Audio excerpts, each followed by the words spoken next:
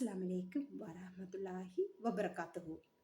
രാത്രി കാലങ്ങളിൽ യൂട്യൂബ് തുറക്കാൻ പറ്റാത്ത ഒരു അവസ്ഥയായിട്ടുണ്ട്. കാരണം ലൈവുകൾ, പലതരത്തിലുള്ള ലൈവുകൾ എന്ന് വെച്ചാൽ വിളികളുടെ ലൈവുകൾ, ശരീരം കാണിച്ചുകൊണ്ടുള്ള ലൈവുകൾ, പിന്നെ കുറേ പല പല മതം പഠിപ്പിക്കുന്ന കുറേ ലൈവുകൾ, അങ്ങനെ പലതരം ലൈവുകളായിട്ട് രാത്രി ഭയങ്കര ഒരു തുറക്കാൻ വളരെ ബുദ്ധിമുട്ട് തോന്നുന്നുണ്ട് യൂട്യൂബ്. അതിൽ എനിക്ക് ഏറ്റവും കൂടുതൽ ബുദ്ധിമുട്ട് തോന്നിയത് എന്താണെന്ന് വെച്ചാൽ ഈ സ്ത്രീകളുടെ ചില ലൈവുകൾ തന്നെയാണ്. ഞാൻ എൻ്റെ ചെറിയ കാലത്ത്, അതായത് ഞാൻ ഇസ്ലാമിലേക്ക് വരുന്നതിന് മുമ്പേ, ഞാൻ ഈ കയ്യില്ലാത്ത ഡ്രസ്സ് ധരിച്ചിട്ടുണ്ട്, ജീൻസ് ധരിച്ചിട്ടുണ്ട്, പല ഡ്രസ്സുകളും ഞാൻ ധരിച്ചിട്ടുണ്ട്. പക്ഷേ എനിക്ക് അന്നൊന്നും പറഞ്ഞു തരാൻ ഒരാളുണ്ടായിട്ടില്ല. നിങ്ങൾ ഈ ചെയ്യുന്നത് തെറ്റാണ്, ഇത് ദൈവത്തിന് ഇഷ്ടമില്ലാത്ത കാര്യങ്ങളാണെന്നൊന്നും ആരും പറഞ്ഞു തന്നിട്ടില്ല. കാരണം ക്രിസ്ത്യാനികൾ പല ആളുകളും കയ്യില്ലാത്ത ഡ്രസ്സുകളൊക്കെ ഇടുന്നുണ്ട്. പിന്നെ എൻ്റെ ഒരു 18 വയസ്സ് മുതലേ ഞാൻ എൻ്റെ വീട്ടിലായിരുന്നില്ല. ഞാനൊരു 17 വയസ്സായപ്പോഴത്തേക്കും ഞാൻ വീട്ടിൽ നിന്ന് ജോലിക്കായിട്ട് ഇറങ്ങി. അങ്ങനെ ഞാൻ പല സ്ഥലങ്ങളിലായിരുന്നു എനിക്ക് ജോലി.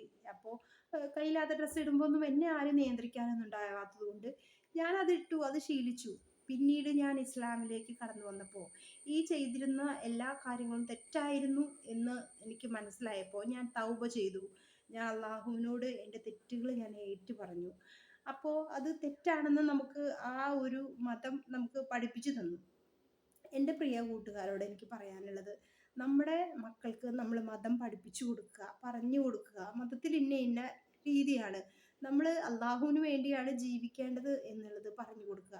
കാരണം നമ്മൾ മറ്റുള്ളവർക്ക് ആസ്വദിക്കാനുള്ള ഒന്നല്ല, നമ്മൾ മറ്റൊരാളുടെ കളിപ്പാട്ടമല്ല എന്നുള്ളതാണ് നമ്മൾ അവർക്ക് മനസ്സിലാക്കി കൊടുക്കേണ്ടത്. നമ്മുടെ ശരീരം നമ്മൾ ജനിക്കുന്ന മക്കൾക്ക് വേണ്ടി പാല് കൊടുക്കാനാണ് നമുക്ക് അള്ളാഹു ഈ നെഞ്ചിലൊരു മാറ് നമുക്ക് തന്നിരിക്കുന്നത്.